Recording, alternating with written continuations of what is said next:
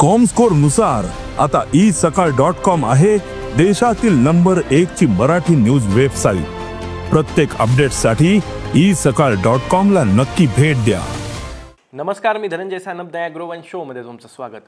केंद्रीय पशुसंवर्धन आणि दुग्ध विकास विभागाकडून दूध उत्पादक शेतकऱ्यांसाठी PSS म्हणजेच किंमत समर्थन योजना किंवा कुठल्याही पद्धतीचं दुधासाठीचं अनुदान देण्याचा विचार केंद्र सरकार सध्या तरी करत नाही, असं केंद्रीय पशुसंवर्धन आणि दुग्ध विकास विभागाचे जे काही राज्यमंत्री आहेत SP सिंह बघेल यांनी 12 मार्च रोजी एका लेखी उत्तरात हे संसदेत स्पष्टीकरण दिलंय। दुधाला किफायतशीर दर मिळत नाहीयेत, त्यामुळे देशातील जे काही दूध उत्पादक शेतकरी आहेत त्यांना व्यवसाय परवडत नाहीये, त्यांची आर्थिक कोंडी मोठ्या प्रमाणात झालेली आहे। परंतु केंद्र सरकार या संदर्भात कुठलाही निर्णय घेणार का असा प्रश्न हा संसदेत विचारण्यात आलेला होता आणि त्यावरतीच राज्यमंत्री जे आहेत केंद्रीय पशुसंवर्धन आणि दुग्ध विकास विभागाचे बघेल यांनी हे उत्तर दिलंय की केंद्र सरकार सध्या तरी दुधासाठी PSS योजना किंवा अनुदान अशा कुठल्याही पद्धतीचा हस्तक्षेपी धोरण किंवा अशा पद्धतीचं कुठलीही योजना आणण्याच्या विचाराधीन नाहीये, हे त्यांनी स्पष्ट केलंय। खरं तर त्यांनी असंही पुढे सांगितलं की दूध खरेदी आणि विक्रीचं नियोजन हे देशातील जे काही आहे ते केंद्रीय पशुसंवर्धन आणि दुग्ध विकास विभाग करत नाही। दुधाचे दर हे सहकारी आणि खाजगी दूध संघ त्यांच्या उत्पादन खर्च आणि बाजारातील मागणी पुरवठ्यानुसार निश्चित करत असतात। म्हणजे शेतकऱ्यांना जे काही दर दिले जातात त्यामध्ये देशातील जे काही सरकार आहे, केंद्र सरकार आहे किंवा केंद्रीय पशुसंवर्धन विभाग आहे, या विभागाचा काही संबंध नाही आहे। याच्यासाठी जे काही दुधाचे दर ठरवले जातात ते खाजगी आणि सहकारी दूध संघ ठरवतात आणि त्यानुसारच मागणी पुरवठ्यावरती हे गणित अवलंबून असते। त्याच्यामुळे केंद्र सरकारकडून किंवा विभागाकडून त्याच्यात हस्तक्षेप करण्याचा कुठलाही विचार केंद्र सरकारचा नाहीये, असं त्यामध्ये स्पष्ट करण्यात आलं। यामध्ये सहकारी दूध संघाकडून शेतकऱ्यांना विक्री दराच्या 70 ते 80% दर दिला जात असल्याचंही मंत्री बघेल यांनी त्यांच्या उत्तरात सांगितलंय। त्यामुळे देशात दुधासाठी किमान आधारभूत किंमत किंवा अनुदान योजना यासारख्या कुठल्याही उपाययोजना आत्ता तरी राबवण्यात येणार नसल्याचं बघेल यांनी त्यांच्या उत्तरातून स्पष्ट केलंय। खरं तर बघेल यांनी जे काही स्पष्टीकरण दिलंय त्याच्यामध्ये एक प्रश्न असाही उपस्थित होतो की ज्यावेळेस दुधाच्या दरामध्ये खाजगी आणि सहकारी दूध संघाकडूनच हे दर ठरवले जातात असं जरी बोललं जात असलं तरी या दुग्ध व्यवसायाचं किंवा याचं जे काही नियोजन आहे याच्यावरती देखरेख ठेवणं हे केंद्र सरकारचंच काम आहे। त्याच्यामुळे या उत्पादक शेतकऱ्यांना ज्यावेळेस दूध उत्पादक शेतकऱ्यांना भाव पुरेसा पडत नाहीये किंवा परवडत नाहीये अशावेळी हस्तक्षेपाचं धोरण थेटपणे न राबवता याच्यावरचं नियमन तरी करणं हे केंद्र सरकारचं कर्तव्य आहे।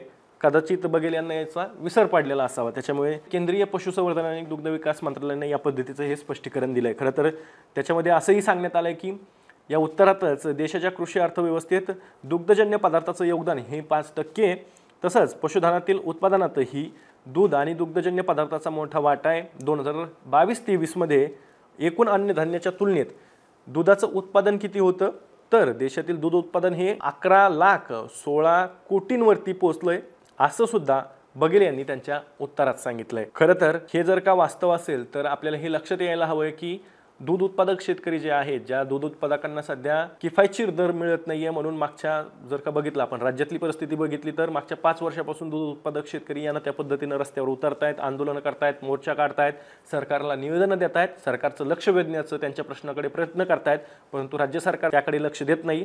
ही स्थिती कमी अधिक फरकानं देशभरात आहे आणि त्यामुळेच देशातील जर का कृषी अर्थव्यवस्थेत 5% दुग्धजन्य पदार्थाचं योगदान असेल तर या मोठ्या सेक्टरकडे केंद्र सरकारनं लक्ष द्यायला हवंय आणि त्यातला जो काही उत्पादक वर्ग आहे त्या उत्पादक वर्गाला त्याच्या अनुषंगाने किफायतशीर दर मिळतील याच्यासाठी धोरणं तरी राबवायला हवी आहेत। ही महत्त्वाची गोष्ट आहे, परंतु याकडे केंद्रीय पशुसंवर्धन आणि दुग्ध विकास विभागाचं दुर्लक्ष आहे असंच यातून म्हणावंसं वाटतंय।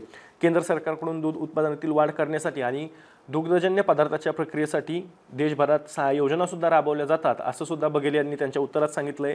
या योजनांमधून दूध उत्पादकता सुधारणा करणं असेल किंवा दूध व्यवसायाचा पाया मजबूत करणं असेल, चाऱ्याची उपलब्धता वाढवणं असेल, पशुस्वास्थ्यासाठी ज्या काही सेवा दिल्या जातात या सगळ्या या योजनांमधून दिल्या जातात आणि त्यासोबतच दूध उत्पादन खर्च कमी करून त्याला बाजारपेठ उपलब्ध करण्याचं उद्दिष्ट सुद्धा पूर्ण केलं जात असल्याचा दावा बघेल यांनी त्यांच्या उत्तरात केला आहे। दरम्यान राज्यातील दूध उत्पादक शेतकऱ्यांचा उत्पादन खर्चही वसूल होत नाहीये हे आपल्याला माहिती आहे। त्यामुळे दूध उत्पादक हे मेटाकुटीला आलेले आहेत. दूध उत्पादकता ही राज्यातील कमी आहे, देशातही त्या अर्थानं कमीच आहे. पशुधनाला पुरवण्यात येणारा आरोग्य सुविधा ज्या आहेत त्याही व्यवस्थित दिल्या जात नाहीत, त्या पुरवल्या जात नाहीत. त्याच्यामध्ये मोठ्या प्रमाणात खाचखळगे आहेतच. दुसरीकडे पशुखाद्याचे दरही गगनाला भिडलेले आहेत. याच्यामध्ये मोठ्या प्रमाणात पशुखाद्य कंपन्या ज्या आहेत त्यांनी दर वाढवलेले आहेत असं शेतकरी सांगतात, दूध उत्पादक सांगतात. आणि तिसरीकडे खासगी दूध संघ जे आहेत ते दुधात मनमानी कारभार करून दुधाचे दर कमी जास्त करणं, आंतरराष्ट्रीय भुकटीचं प्रत्येक वेळेस कारण देणं आणि त्यातनं दुधाचा दर कमी करणं अशा प्रकारचा खेळ खेळला जातो आणि त्यातनं दूध उत्पादकांची लूट होते असं शेतकरी नेते जे आहेत ते सांगतात. आणि त्यामुळेच दूध उत्पादकांची कहाणी या पद्धतीनं मांडण्याचा प्रयत्न शेतकरी संघटना असतील किंवा स्थानिक पातळीवरची नेते असतील हे करत असतात. भलेही केंद्र सरकार दूध उत्पादनाचे मोठे दावे करत असलं तरी जमिनी वास्तव जे आहे ते मात्र उलट आहे असं जाणकार सांगतायत. आता याच्याबद्दल तुम्हाला काय वाटतंय? तुमच्या भागात दुधाला काय दर मिळतोय? आता तुम्हाला असं खरंच वाटतंय का की केंद्र सरकारनं दुधासाठी PSS म्हणजेच किंमत समर्थन योजना आणि अनुदान हे जाहीर केलं पाहिजे? कमेंट बॉक्समध्ये तुमची प्रतिक्रिया नक्की व्यक्त करा. मी दररोज संध्याकाळी 6 वाजता ॲग्रोवनच्या यूट्यूब चॅनलवर शेती आणि शेतकऱ्यांच्या हिताचे मुद्दे घेऊन येत असतो. त्यामुळे तुम्ही अजूनही ॲग्रोवनच्या यूट्यूब चॅनलला सबस्क्राईब केलं नसेल तर लगेच सबस्क्राईब करा. व्हिडिओ जास्तीत जास्त शेतकऱ्यांपर्यंत पाठवण्यासाठी व्हिडिओला लाईक आणि शेअर नक्की करा. आपण पुन्हा भेटू. तोवर तुम्ही तुमची आणि तुमच्या जवळच्या माणसांची काळजी घ्या.